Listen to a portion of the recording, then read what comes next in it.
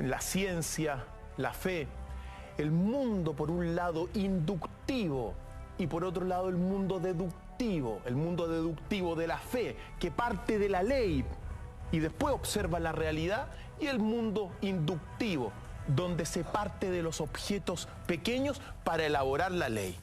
Dos mundos que se han enfrentado, se siguen enfrentando, pero que hoy día también están en un encuentro, que lo vamos a ver más adelante, pero uno no puede partir, Julia, hablar de esto, de este gran conflicto, sin recordar el episodio de la sentencia de la Santa Inquisición contra Galileo Galilei.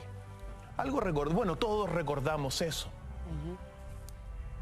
Recordemos que la Biblia presentaba un modelo de visión en aquel tiempo donde la Tierra era el centro del universo.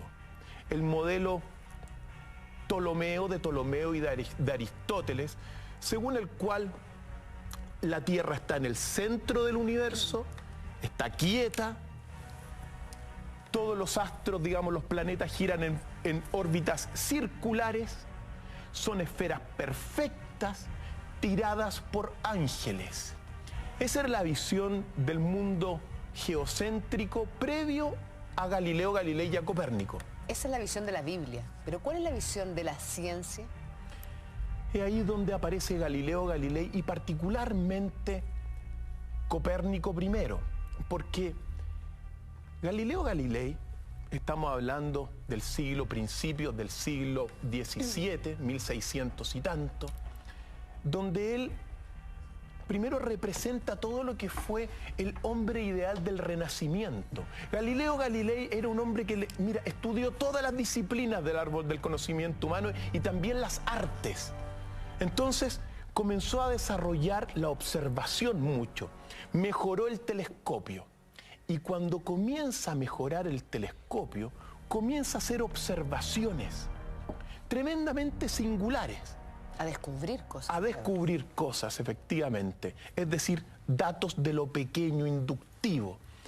Y comienza a observar, por ejemplo, que la Luna, primero, no era una esfera perfecta como lo decía Aristóteles, sino que tenía cráteres. Después comienza a observar también las fases de la Luna, que la Luna tiene muchas fases durante los 28 días. Y comienza a hacer observaciones que de alguna forma, llegan a una culminación cuando dirige su telescopio a observar Júpiter.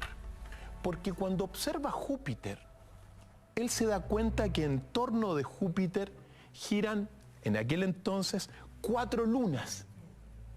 Y claro, si están arriba, esas lunas que giran en torno de Júpiter no giran en torno de la Tierra. Luego, la Tierra no es lo fundamental y lo principal. Así es. Es en ese momento donde él ya toma las enseñanzas de Copérnico, porque Copérnico fue el primero que planteó el modelo heliocéntrico, es decir, que en realidad el centro del universo para aquel entonces es el Sol y que nosotros giramos en torno del Sol. Galileo lo toma y lo comienza a difundir. Y él era un buen cristiano, entonces lo comienza a difundir con la verdad, a donde le pedían que él planteaba sus observaciones y también el modelo heliocéntrico. Y bueno, en un día determinado, particularmente en el año 1614, un padre que se llama el padre Caccini lo denunció a la Inquisición. El padre Caccini, es bueno recordar algunas cosas, Julia. No olvidarlos nunca, amigos, en casa también. Lo que decía el padre Caccini y por qué también se condenó a Galileo Galilei. Y me permito leer las palabras del padre Caccini, 1614. Las matemáticas, concluye este sacerdote católico, son de invención diabólica. Los matemáticos deben ser echados de todas las naciones cristianas. Estamos en 1614. Y esta era la versión del padre Caccini y que finalmente denuncia a Galileo Galilei. Así es. Y mira, y entre los argumentos para negar la posición de Galileo Galilei y de Copérnico, vale la pena recordar algunos que son muy singulares. Por ejemplo, dice, para sostener que la Tierra está quieta y no se mueve y que todo gira en torno a la Tierra, el padre Caccini dice, los animales tienen miembros, es decir, patas, ¿no verdad? Y articulaciones para moverse. La Tierra no las tiene. Luego, no se mueve. Mira el argumento. Es decir, no hay patas en la Tierra, luego no se mueve. Condena contra Galileo Galilei por ese argumento. Otro argumento. Cada planeta es conducido por un ángel. Si la Tierra tiene un ángel, ¿dónde está? Lo veríamos. En la superficie se le vería. En el centro no, porque es la morada de los demonios.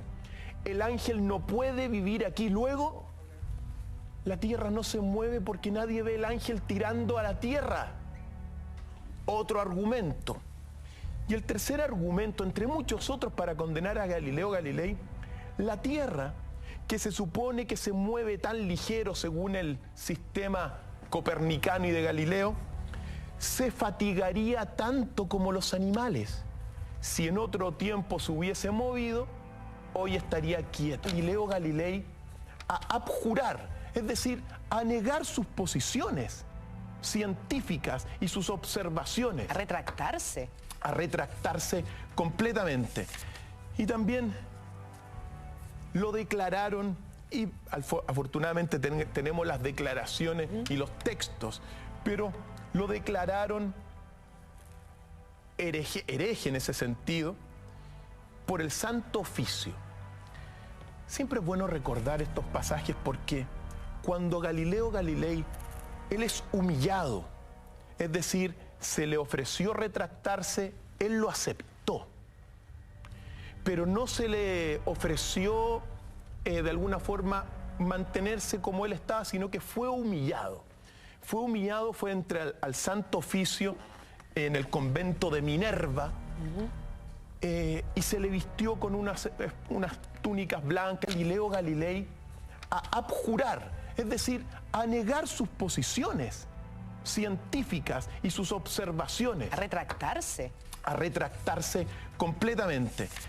Y también lo declararon, y afortunadamente tenemos las declaraciones y los textos, pero lo declararon hereje en ese sentido por el Santo Oficio.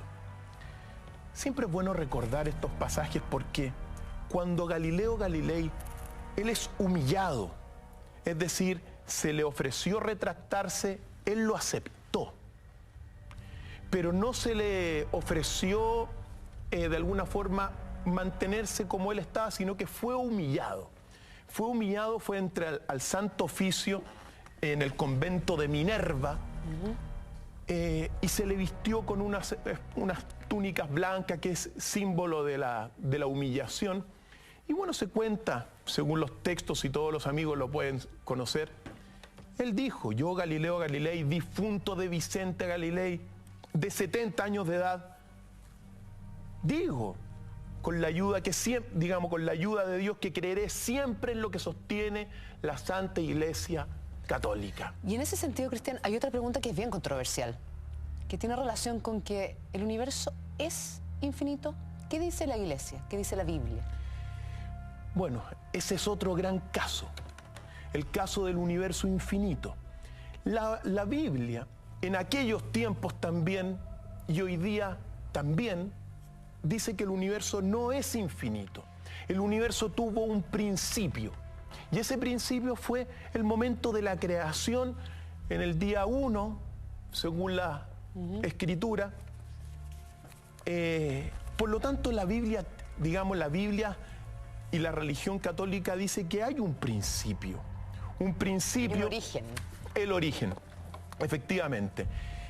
El modelo es claro, ¿ya? Tanto en el heliocentrismo, en el geocentrismo, Dios crea el universo, lo pone en el centro, o sea, Dios crea la Tierra, lo pone en el centro del universo quieto. Arriba están las estrellas y el cielo y Dios.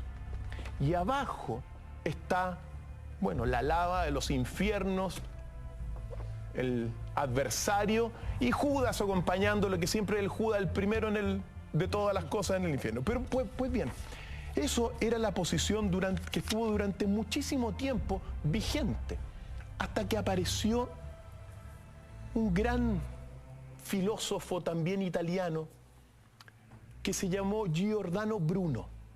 Uno no puede pasar por esta historia sin recordar a Galileo Galilei y Giordano Bruno, quemado en la hoguera en el 1600, por sostener, gracias a las observaciones, que el Sol es una estrella más. Fíjate lo que sostuvo. En 1600. 1600. El Sol es una estrella más. El universo contiene un número infinito de estrellas. Mira, para todos los amigos que les gusta la ufología, pues Giordano Bruno es un precursor también, porque fue uno de los, quizá el primero que sostuvo que en este universo tan grande, ilimitado e infinito, tiene que haber planetas con vida y con inteligencia y con seres tan parecidos a nosotros. Giordano Bruno. Entonces, ¿por qué Giordano Bruno es relevante? Porque lo que hizo fue fundar el espíritu de la investigación científica al sostener en sus documentos que el universo es infinitamente grande hacia arriba e infinitamente pequeño hacia abajo. ¿Y qué es lo que sucede, Julita? Que cuando uno se da cuenta en la actualidad de la realidad gracias a las observaciones, tenía razón, pues. Lo que vimos hace poco en Marte, por ejemplo, que encuentran agua. Efectivamente. Entonces, hacia arriba, ahora con los grandes telescopios sabemos que es el universo.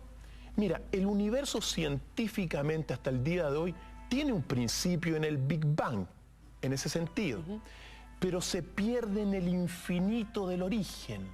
O dicho de otra forma, es infinito también el universo, en los agujeros negros. Por ejemplo, claro, tú subes, pero donde están los agujeros negros son puentes hacia lo infinito. Giordano Bruno tenía razón. Después, también cuando uno observa con los colisionadores de hadrones, con los aceleradores de partículas, y hacen chocar los protones y empiezan a salir partículas, las más pequeñas son los quarks, los ladrillos de la existencia, por decirlo de alguna forma. Bueno, uno se da cuenta que hacia abajo también la investigación se hace infinita. Giordano Bruno tenía razón. Fundó todo lo que es la investigación científica. Todos los investigadores, todos los directores de investigación, departamentos de investigación de todas las universidades, le deben mucho a Giordano Bruno al sentar estas bases. Sin embargo, fue condenado, y también vale la pena recordarlo porque la condena de Giordano Bruno comenzó el 21 de mayo del 1591, cuando su, en principio, protector, un noble veneciano que se llamaba Giovanni Mocenigo, que primero lo protegió, después lo acusó a la Santa Inquisición.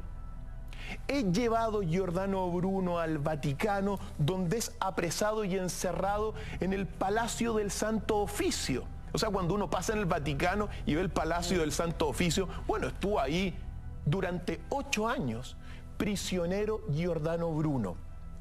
Fue condenado y se le declaró blasfemo, hereje, inmoral. También se le ofreció a él retractarse.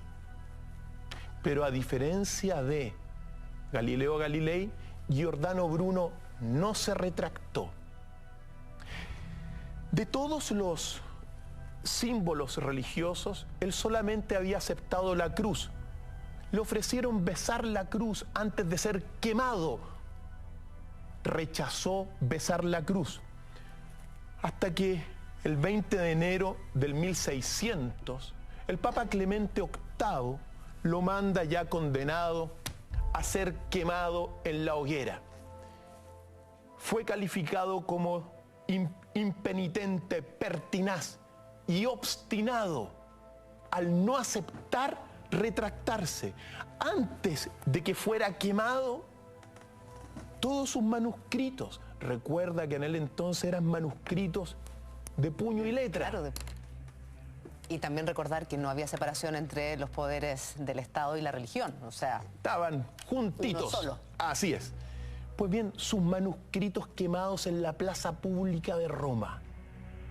¡Qué dolor más grande! ¿Cuánto se perdió ahí? ¿Cuánto trabajo, cuánta investigación?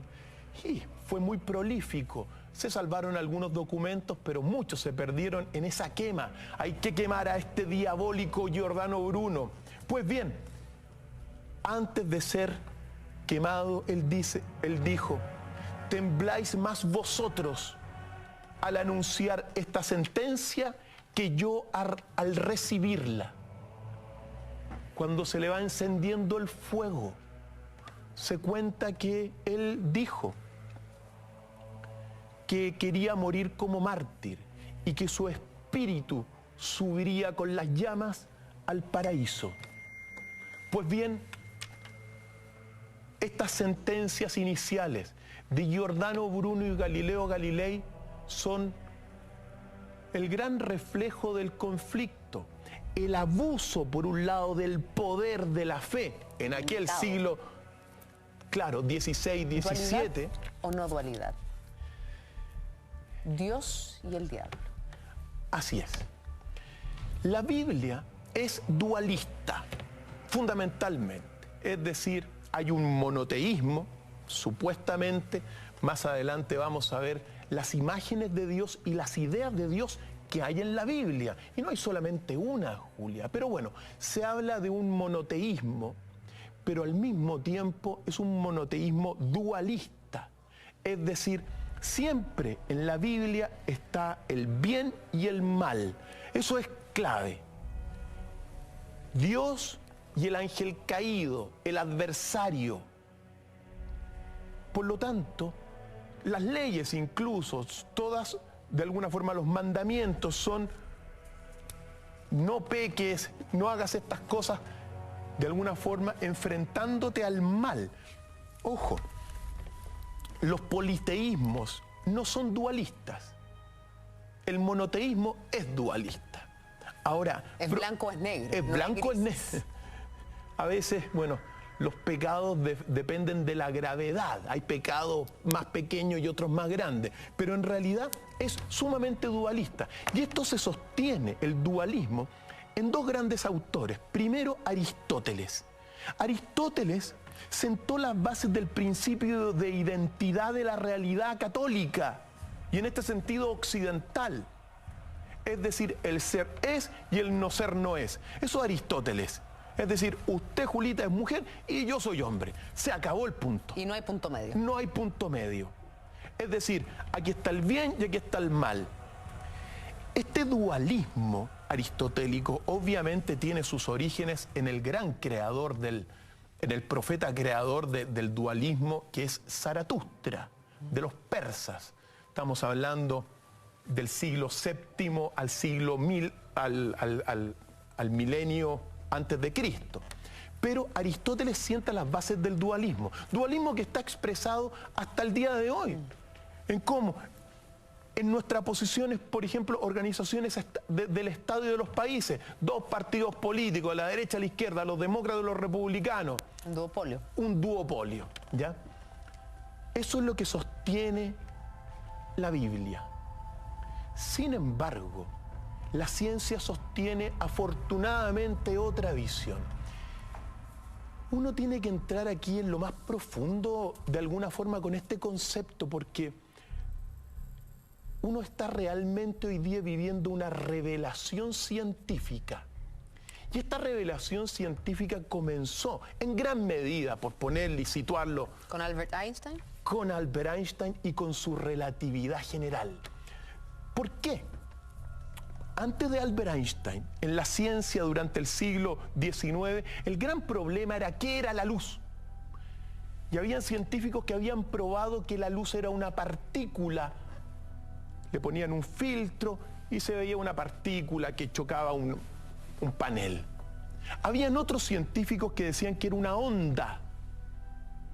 Y esa discusión sobre qué es la luz, o sea, qué es esta cosa que nos alumbra, dividió a la comunidad científica durante todo el siglo XIX, hasta que llegó Albert Einstein. Y gracias a su relatividad general, se logró probar científicamente que la luz es al mismo tiempo partícula y onda, como vemos en esta imagen, Julita. Esta imagen es quizá uno de los descubrimientos seguramente, o sea, no, es un descubrimiento del año, de este año, porque salió en marzo. Es la primera vez que se fotografió la luz como partícula y onda. Esto fue sacada, esta fotografía, en Suiza, en la Escuela Politécnica Federal de Lausanne, Suiza, por un investigador que se llama Fabrizio Carbone. Hizo mira, afortunadamente, queridos amigos, vean esto que está acá, porque esta es la prueba científica de que la luz es simultáneamente partícula y onda. En palabras bastante simples, lo que aparece arriba es la manifestación de la onda y lo que aparece abajo son las partículas de la luz. Esta imagen, que es impresionante como tú la relatas, ¿qué relación tiene precisamente con Dios y con el diablo, con esa dualidad? Acaba con la dualidad. Eso es lo que sucede. O más bien dicho, no es que acabe, porque la dualidad en realidad es un principio de la realidad, pero es un principio superficial. La ciencia, con Albert Einstein, al descubrir que la luz es partícula y onda simultáneamente, mira más profundamente y describe realmente lo que es la realidad. En palabras bastante simples, como decía, tú eres mujer y yo soy hombre. Clarito, ¿no, verdad? Pero si miramos más en lo profundo, Julita, usted tiene muchas cosas de su papá. Y yo también tengo cosas de mi mamá.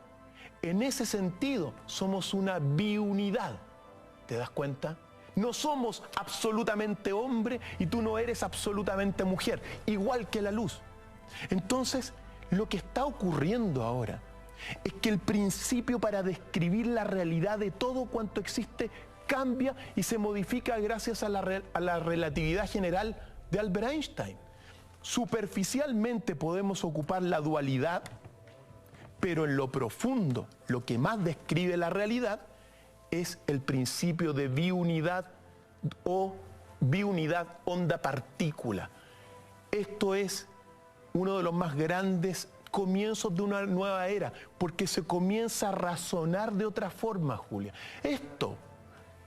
El descubrimiento de la relatividad general, de la biunidad onda-partícula, va a marcar la historia de la humanidad por los próximos 1000 años.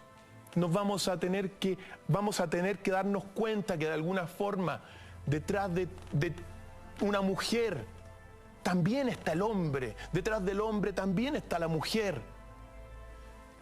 Así de simple. Es tremendamente interesante lo que hemos estado conversando esta noche, Cristian, pero quiero llevarte a un tema que es muy controversial. No quiero ponerte en aprietos, pero sé que tú nos puedes dar luz respecto a lo que ocurrió con la anunciación del Señor. Según la Biblia, ¿cuál es su postura? Bueno, uno tiene que recordar la Anunciación. El pasaje de la Anunciación, que es muy relevante porque en Lucas aparece que en el 6º mes el ángel Gabriel se le apareció a la Virgen María, que era muy pequeña, que estaba casada con José, y le dice textualmente, según los textos, el Espíritu Santo vendrá sobre ti y el poder del Altísimo te cubrirá con su sombra. Por eso vas a concebir en tu seno y vas a dar a luz un hijo que le vas a poner por nombre Jesús. Después sigue y dice, también a tu parienta Elizabeth, que era estéril, ha parido en su vejez, porque para Dios nada es imposible. Para la ciencia la única forma es una reproducción asistida. No hay otra forma que la ciencia pueda explicar un episodio como ese. ¿Quién, de alguna forma, implantó un óvulo fecundado? Es la pregunta. Los ángeles, pues. ¿Quiénes eran los ángeles? Grandes misterios. Pueden ser seres superiores, de carne y hueso, con una tecnología superior. Es posible. Pero que quede claro que para la ciencia esto de la concepción sin pecado, lo único que lo puede explicar es la reproducción asistida. Ahora uno tiene que recordar algunos pasajes, porque ya en el 3000 a.C. en Sumeria, a las ovejas hay pasajes y tablillas que narran de inseminación artificial en ovejas. En el 3000 a.C. en Sumeria. Es decir, era una práctica aparentemente que al menos en los animales se hacía. Después también está el episodio del rey Enrique IV el Impotente del siglo XV, que también ahí son los primeros, a su mujer, a Juana, su esposa, también hay prácticas de inseminación artificial. Y ya, bueno, las más contemporáneas en el 1790, donde aparecen las primeras prácticas ya con jeringa. Se saca, digamos, los espermios y se le inyecta directamente a las mujeres. Entonces, la inseminación artificial en este caso, tiene muchos beneficios, en el sentido de que se aprovecha más al macho, también todo lo que significa el cuidarse de enfermedades. Pues bien. Y ayudar a muchas parejas que no pueden ser padres, por supuesto.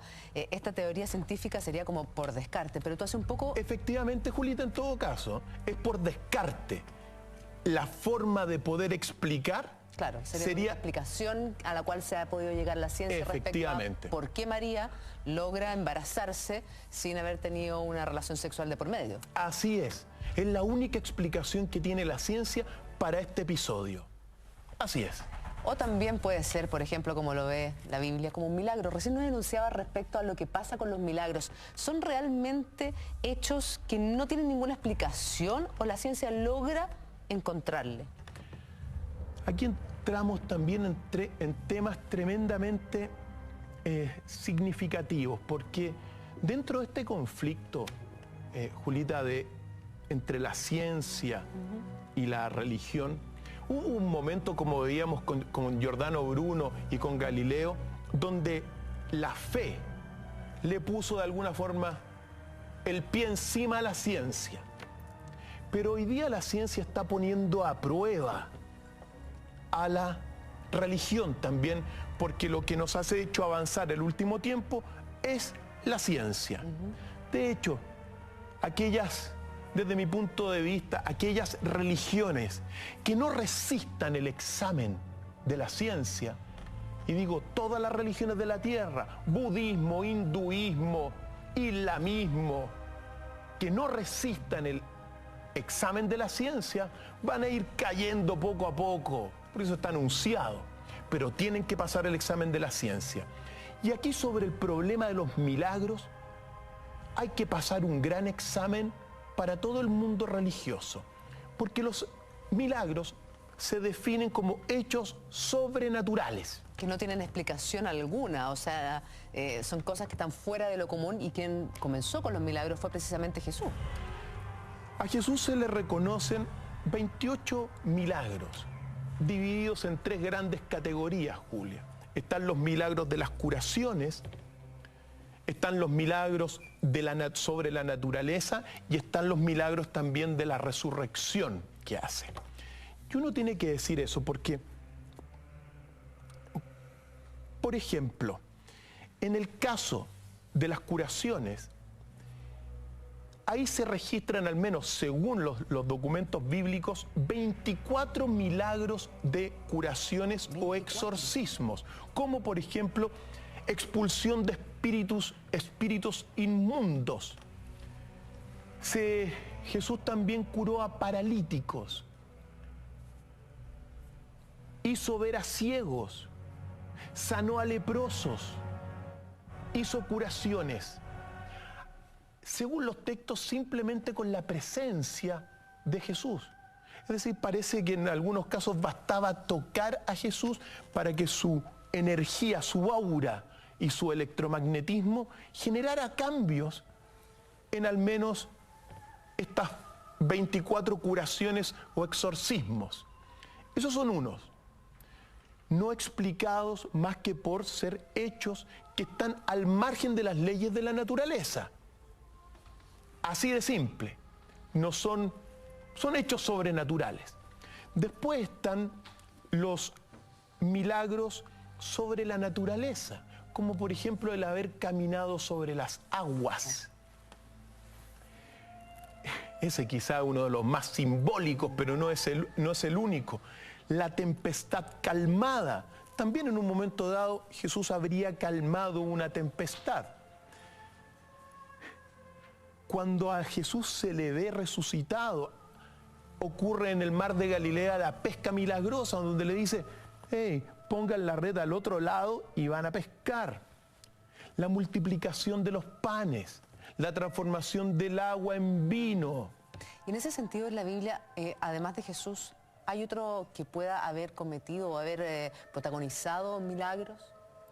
Hay algunos otros milagros por ahí, pero te invito a centrarnos en Jesús. ¿Por qué? Porque también están los milagros de la resurrección. Según Jesús, o sea, según la Biblia, hay 4 resurrecciones. Lázaro, la hija de Jairo, hijo de una viuda de la ciudad de Naín y el propio Jesús. Aquí nos tenemos que detener un poco porque estos son dogmas de fe. Para muchos son misterios. Es decir, ¿cómo es posible que un muerto haya resucitado? Julita, ¿hay alguna explicación? Catalepsia. Catalepsia. Es la única explicación científica, de alguna forma. Claro. Una parálisis y se quedaron ahí sin pulso, sin nada. Pero explícame cómo caminó sobre las aguas. Imposible. Imposible, pues. Explícame cómo transformó el agua en vino, cómo multiplicó los peces. Esto es uno de los pasajes de los milagros, el pasaje de los milagros, uno de los episodios que para la ciencia son los más nefastos dejados por la Biblia. ¿Por qué? ¿En qué sentido? ¿Pueden encontrar alguna explicación a estos pasajes de la ciencia? No hay ninguna explicación. Y uno tiene que decir lo siguiente desde el punto de vista ahora de la ciencia. Para la ciencia, la naturaleza tiene leyes naturales que provienen del origen del universo. Particularmente 4 grandes leyes físicas, que vale la pena: la ley de la gravedad, la fuerza electromagnética, la fuerza nuclear débil y la fuerza nuclear fuerte. Aparte de otras leyes como por ejemplo, quien se muere no puede volver a nacer, pues. Si no, estás muerto, tu cuerpo murió. Son leyes de la naturaleza y en este sentido son verdades eternas que no son susceptibles de contravención. Es decir, el que se muere, se murió, pues. No puede resucitar. No puede resucitar, la fuerza de gravedad existe. Pues bien, para las teologías racionalistas más cercanas, estas leyes habrían sido creadas por un ordenador, por un gran arquitecto del universo que entrega estas leyes que nos ordenan y que no se pueden violar, Julita. No se pueden violar.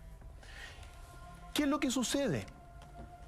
Si se violan estas leyes, que no se pueden violar porque nadie las, digamos, en la realidad ningún experimento científico ha logrado cambiar estas leyes hasta el día de hoy, sería también una inversión de los decretos divinos. Es decir, para los creyentes, si Dios mandó leyes a ordenar este mundo que creó, ¿por qué después se va en contra de las propias leyes creadas por Dios? ¿Por qué el Hijo de Dios rompe esas propias leyes? Por ejemplo, Entonces, para la ciencia hay dos consecuencias nefastas.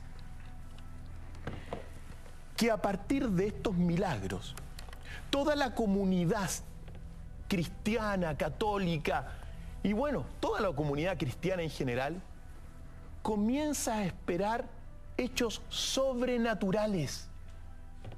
Comienza a esperar la magia.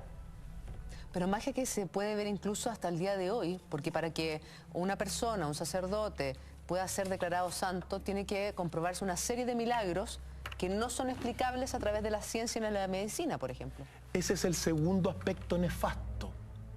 El primer aspecto entonces era eso que las comunidades científicas, como manifestación divina, esperan cosas que no ocurren en la naturaleza, fantasías. Entonces se comienza a crear una comunidad cristiana durante milenios que la fe la va a sostener en hechos sobrenaturales, en magia.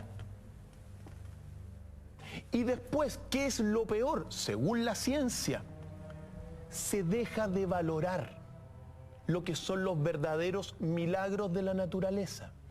Y lo que es peor, se santifica a supuestos santos por hechos sobrenaturales. Ojo, son hechos que en estricta doctrina científica son excepciones a las mismas leyes creadas por el Dios creador. Entonces se están deificando personas sobre la magia y la gente comienza a esperar lo mágico y lo que es peor, como te decía, no se da cuenta de los verdaderos milagros de la naturaleza. ¿Cuáles son esos verdaderos milagros de la naturaleza, Cristian? Mira, primero el milagro de la vida. Que en nuestro planeta, Julita, haya vida es realmente un milagro en el universo. Esos son los verdaderos milagros. Cuando uno, mira, seguramente hay vida, pero en las estrellas lejanas, en el sistema solar estamos bien solos. Marte, un desierto. Ahora se encontró un poquito supuestamente de agua, pero para encontrar a ver si encontramos una partícula, una celulita de alguna cosa. ¿Qué decir Júpiter? Todo vacío, todo sin vida.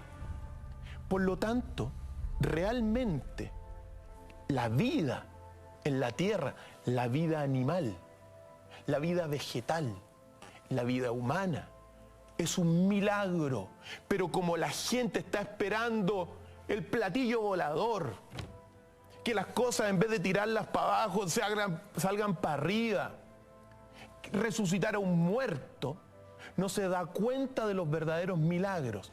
Que tú ahora, Julita, estés en la pancita embarazada esperando una guagüita, eso es un milagro. Pero como la gente está esperando no sé qué cosa, fantasías, le llamamos a los hijitos que nacen la carga, pues. Porque cuando uno lo va a inscribir, le preguntan a uno, ¿cómo se llama su carga? Bienvenida carga. No, es un milagro. ¿Y la ciencia quizás no nos ha llevado a tomarlo de esa manera? ¿A olvidarnos de la simpleza de los milagros que es precisamente la vida? Yo creo que es al revés. Yo creo que es la ciencia la que está mostrando los verdaderos milagros de la naturaleza. Porque, por ejemplo, todo lo que son las estaciones del año, Julia. Que están bien trastocadas, digamos. Que están trastocadas. Esos son verdaderos milagros. Ver florecer una rosa. Por eso te digo, la simpleza finalmente de la concepción de la vida, el ciclo de la vida, es en sí un milagro maravilloso. Y no nos detenemos a admirar esos procesos porque a través de la ciencia, la tecnología, nos hemos vuelto cada vez a esperar algo sobrenatural o a esperar cosas distintas que quizás no tienen la importancia que esos detalles mínimos que es la vida cotidiana. Yo pienso que la ciencia no, Julita. Yo pienso que son más las ciencias humanas, la religión en este sentido, la que te hace creer en cosas más fantasiosas. La ciencia trata de mostrarte la realidad. Los grandes avances, hoy día hay canales de televisión mostrando la vida animal, por ejemplo. Esos son avances, te muestran la realidad como es. Y ahí está la magia. Ahí está, o sea, el milagro realmente está ahí. Está el milagro en ver florecer una rosa al año. Otra clase de milagros son el cultivo de la amistad. Y no estar. Efectivamente, que unas personas lleguen, por ejemplo, a clase, desconocidos llegan a una clase y después de 2 meses son amigos. La amistad es un milagro. También, Julita, por ejemplo, el amor entre un hombre y una mujer, que es de todos los tipos de amores, según Erich Fromm, el más envidiado, es un milagro de la naturaleza. Por lo tanto, esos son los actos más divinos en el sentido que estamos hablando del punto de vista de la ciencia. Un referente, el más importante, sin duda, es Jesús. En ese sentido, Cristian Contreras Radovich, ¿es cierto que Jesús murió en la cruz? Bueno, para la Biblia sí, Julita. Para la Biblia, Jesús muere en la cruz. Y es bueno recordar los pasajes también, porque la promesa, al menos, es su resurrección al 3er día. Jesús fue crucificado, se le dio un toque mortal al final al costado, y cuando María Magdalena con María y Salomé se acercan, habían comprado algunas especies para untar a Jesús, y se acercan y iban pensando, bueno, ¿quién nos va a mover la piedra que estaba en la tumba de Jesús? Y bueno, y llegan, y todos saben que encuentran la piedra que había sido movida hacia un costado. Y según Marcos, cuando entraron vieron a un joven, vestido de blanco, sentado a la derecha, que les dijo: dejen de aturdirse, ustedes buscan a Jesús el Nazareno, que fue fijado en un madero, fue levantado, no está aquí. Miren, les dice. Ojo, fue levantado.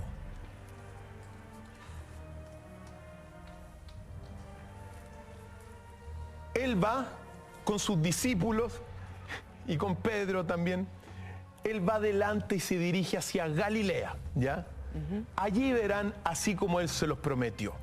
Pues bien, tan pronto, según los textos, María Magdalena se vuelve, según otro pasaje de Juan, se volvió y vio a Jesús al pie, bueno, al lado de la tumba, y lo identificó.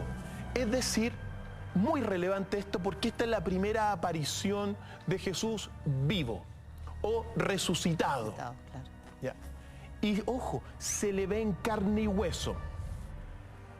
Ella pensaba que era un hortalero, pero al fin y al cabo le dijo: Señor, si tú te lo has llevado, dime dónde tú lo has llevado. Y él le dice María. Y ella le responde: Maestro. Primera aparición. Después, Jesús se le apareció a los discípulos. Y los discípulos estaban, y Él les dice: tengan paz. Está registrado según las Escrituras. Incluso hay un pasaje con Tomás, el gemelo que dudaba, y aparentemente le mostró Jesús las llagas, las heridas en las manos y en el costado. Y ahí Tomás creyó. Y después Jesús se aparece en Emaús, es decir, a los caminantes de Emaús se aparecen, y también caminando por Betania, digamos, saliendo de Jerusalén, se aparece Jesús, y después se aparece Jesús vivo en el mar de Galilea. Y en el mar de Galilea es donde hace el milagro de la pesca milagrosa. No pescaban nada los discípulos y le dicen: tira las redes al otro lado. en el momento en que pescan, y él los recibe con un fuego y come pescado frito, por decirlo, en el fuego. Después en algunos pasajes cuentan que se le apareció a más personas. En total se le habría aparecido a unos 500 personas. Jesús vivo. Pues bien, hay un pasaje que rompe todo el esquema. ¿Cómo? Porque cuando los condujo a Betania, según los textos, Betania está saliendo de Jerusalén. Es decir, primero fue ese pasaje y después se apareció en el mar de Galilea, en el norte. Muy importante. Pero hay un pasaje que dice: mas nos condujo a Betania y alzó las manos y los bendijo. Mientras los bendecía, fue separado de ellos y comenzó a ser llevado al cielo. Ese pasaje es el gran pasaje de la controversia y de la gran polémica, porque si en ese momento fue llevado al cielo, ¿por qué después apareció en el mar de Galilea? Claro. En la pregunta. Grandes preguntas. Pues bien,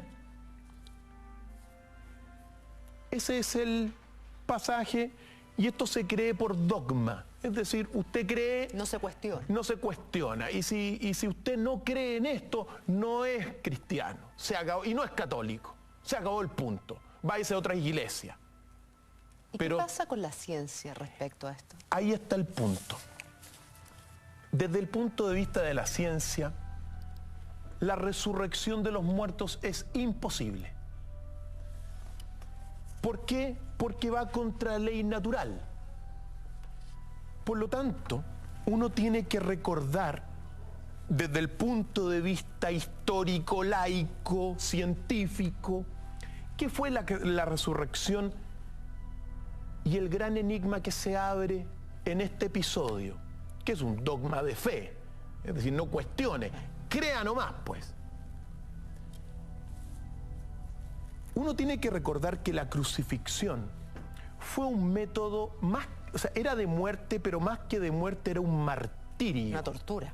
Una tortura, y su principal característica era que era una muerte sumamente lenta. Mira, hay registros de grandes reyes asirios que habían crucificado a 3.000. El mismo Alejandro Magno crucificó a 2.000. Wow.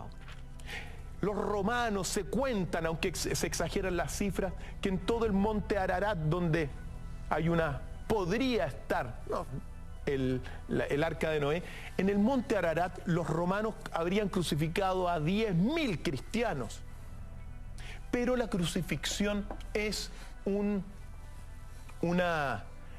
muerte lenta. Primera cosa. ¿Por qué esto es relevante? Porque para la ciencia, para la historia laica, cuando uno toma estos pasajes y se da cuenta que Jesús, primero, fue crucificado, pero lo bajaron al tiro. Lo bajaron inmediatamente. No estuvo todas las horas que se... Mira, hay crucificados que para morir a veces tardaban más de un mes en morir. Entonces la crucifixión en realidad era un escarmiento para las poblaciones, claro, más que una muerte rápida. Entonces a Jesús lo bajaron inmediatamente. Ojo, lo bajaron inmediatamente. Sigamos la secuencia, esta secuencia. Lo bajan inmediatamente, lo ponen en una tumba, protegido, y después, según los textos, fue levantado. ¿Quién lo levantó? Y después se le ve vivo, pues. Cosa que para la ciencia es imposible. O sea, claro, si murió era imposible. Entonces, ¿qué es lo que sucede? Si uno sigue esta secuencia, Jesús no murió en la cruz. Y se acabó el punto. Para la ciencia, para esta vertiente laica, Jesús no murió en la cruz, sino que fue bajado. Fue bajado de la cruz, fue levantado. Después, ojo, se vio en carne y hueso. ¿Y después abandonó la región? Después abandona la región de Jerusalén, se va a Galilea, y ahí comienza el gran enigma de a dónde se fue Jesús. Eso es tema para otro gran capítulo sobre dónde está la tumba de Jesús, donde hay suficientes antecedentes para ponerlo en algún momento dado sobre la mesa, en esta gran revelación que estamos en estos tiempos. Pero ¿qué es lo interesante también? Si esto es así, Jesús no murió en la cruz. A pesar, digamos, de lo que le va a doler a los cristianos que son creyentes, pero bueno, es una fe que está sostenida en hechos sobrenaturales, pues, en milagros sobrenaturales, en fantasía para la ciencia. No, es que Dios puede, pero bueno, Dios, no fue Dios el que creó las leyes. O sea, Dios está, avanzó uno, también retrocedió uno. ¿Para qué? Es una figura sin duda más importante de la Biblia, marcó un antes y un después. Y ahí es donde viene otra controversia. ¿Cuál es la verdadera imagen de Jesús? ¿Cómo era físicamente? Porque hay distintas versiones de cómo era Jesús. Mira, en tu pregunta hay una premisa, que es una de las imágenes de Jesús, que es la imagen que surgió del concilio de Nicea, Julita. Porque en realidad uno puede distinguir en la escritura bíblica tres imágenes de Dios. Aquí ya estamos en las palabras mayores. Hay una primera imagen que es propiamente tal del Antiguo Testamento, de la Torá, donde uno ve claramente un Dios, Yahvé, Jehová, tremendamente severo, tremendamente castigador, que infundía miedo para generar obediencia y que fue, bueno, bastante un autócrata, bastante tremendo, por decirlo así, la idea de Dios. Piensa tú que el Dios del Antiguo Testamento decidió el diluvio universal. Claro. Es decir, bueno, sea lo que sea, unos dicen, no, pero es que lo hacía por el bien. Sí, lo hacía por el bien de algunos, estamos de acuerdo, sobre todo del pueblo elegido, pero vamos, que son tremendas, sobre todo el lenguaje que hay. Dice, he aquí yo traigo el diluvio de las aguas sobre la tierra para destruir toda carne. O sea, el lenguaje es tremendamente fuerte. Todo lo que hay en la tierra morirá. Génesis 6 dice ese Dios del Antiguo Testamento. También los pasajes de Sodoma y Gomorra. Es decir, Dios se da cuenta que no hay nadie que se pueda salvar en Sodoma y Gomorra. Nadie. Es decir, los hijos, los niñitos, ¿no son susceptibles, no son inocentes? No, pues. Los mandó a matar a todos.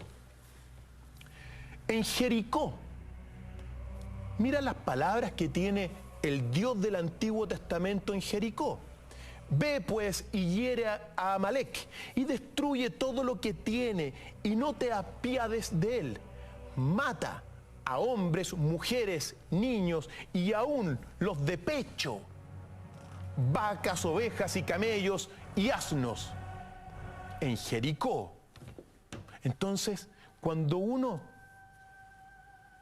observa la lectura de la imagen de Dios del Antiguo Testamento, ve una imagen bastante fuerte. Un Dios guerrero al que hay que temerle. Tú lo dijiste.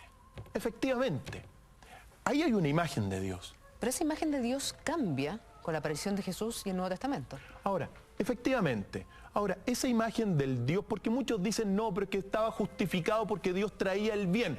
Bueno, pero la lectura es tremendamente fuerte.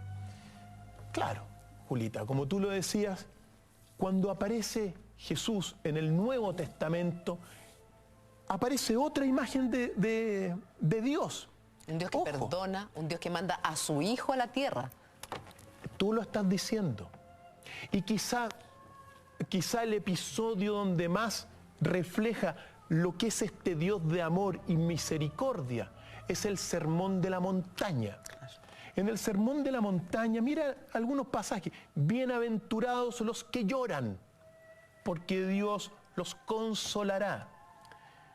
El Dios de la montaña es manso, es justo, es misericordioso, puro de corazón, pacífico. Es un Dios de amor. Es un papá. Por lo tanto, ahí hay otra imagen del Dios, un Dios de amor. Y aquí viene la tercera imagen de Dios en la Biblia. Es decir, tienes un Dios guerrero, un Dios de amor, y particularmente en el Concilio de Nicea del 325, llamado y sentenciado por el emperador Constantino el Grande, se determina, porque estaba el gran problema de si Dios era el Hijo de Dios, como aparece en la Escritura, o era Dios. Se enfrentaron los arrianos por un lado con los otros obispos. Fracasó el arrianismo y fue perseguido. Pues en el Concilio de Nicea, por un acuerdo consensuado, ojo, consensuado, porque había uno que no estaba de acuerdo, se determinó que Dios es Jesús. Son la misma persona. Son la misma persona. Entonces ahora todos buscan la imagen de Dios en la imagen de un hombre físico, en un cuerpo físico, que fue Jesús el Nazareno o el Nazir. Y en ese sentido Jesús existió. Y de haber existido, ¿cómo era físicamente? Jesús, mira, hay algunos pasajes dentro de mis, al menos, convicciones y estudio y lectura, yo puedo decir un par de cosas. En la Escritura y dentro del contexto bíblico, porque después vamos a ver la imagen de Dios de la ciencia. Claro. Pero dentro del contexto bíblico, Jesús junto con Adán eran el hombre perfecto. Es lo primero que uno tiene que decir según los textos. ¿Cómo te imaginas la perfección? Ya esa es cosa de cada uno. Es subjetiva. Es subjetiva. El otro rasgo incuestionable de Jesús era que tenía el cabello largo. Eso es lo único que se puede saber a ciencia cierta de Jesús de Nazaret, el nazareno. ¿Por qué? Porque a Jesús se le llamaba el nazareo o el nazareno. En Biblias posteriores aparece la palabra Nazaret, pero Nazaret como ciudad, como poblado, no existía en los tiempos de Jesús. No existía. Nazareo viene de la raíz hebrea nazir, es decir, Jesús era un nazir. De ahí viene Jesús el nazareo, ¿ya? Y en este sentido, los nazires eran primogénitos que habían tomado un voto político religioso o un voto religioso. Tenían que elegir. En el caso de Jesús, tomó un voto político religioso. Tenían, por ejemplo, dentro de las prerrogativas que los nazires tenían, y para distinguirlos, ellos no se cortaban el pelo, el cabello. Por lo tanto, Jesús era un nazir, un nazareo, un primogénito que había tomado un voto político religioso. Que tenía el cabello largo. Y que tenía el cabello largo. Eso es lo que uno puede decir de la imagen de Dios, porque aparece todo esto del manto de Turín, por ejemplo. Eso es lo que te iba a preguntar del manto sagrado. el manto sagrado se ha probado que no es de hace 2000 años. Estamos viendo la imagen precisamente. Aquí está. Esto fue una confección de principios de la modernidad, donde se ha probado que no corresponde a la fecha. Por lo tanto, ahora, ¿qué es lo que uno ve en el manto de Turín? Uno lo que ve es que en aquel tiempo en que se habría confeccionado, se crucificó a una persona. Pero ese manto, según la ciencia hasta el día de hoy, digan lo que digan y traten de buscarle 1000 vueltas, no es de hace 2000 años. Entonces habría sido claro, estamos en una etapa tremendamente religiosa. Estamos en una etapa, cuando se confecciona el manto de Turín, de dominio pleno del poder de la iglesia, donde aparecen todo lo que son, mira, hubo un periodo de las reliquias, y aparece este manto como una reliquia, para infundir la creencia. Pero según la ciencia, esto fue un crucificado que lo tomaron ahí por la Edad Media, y que lo hicieron parecer a Jesús. Y en ese sentido, ¿por qué siempre está la imagen de Jesús como de una imagen de un hombre más caucásico? E incluso hoy día hay versiones de que hubiera sido un hombre de color. Porque la fantasía da para mucho desde mi punto de vista.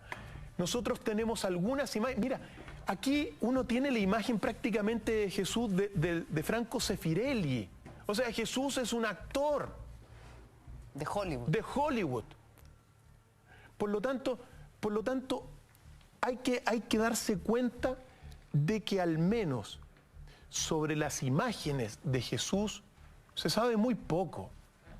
Y lo que uno tiene, el manto de Turín, la película de Franco Sefirelli y otras tantas, bueno, quizá el único rasgo realmente que uno no tiene que dudar es que tenía el pelo largo.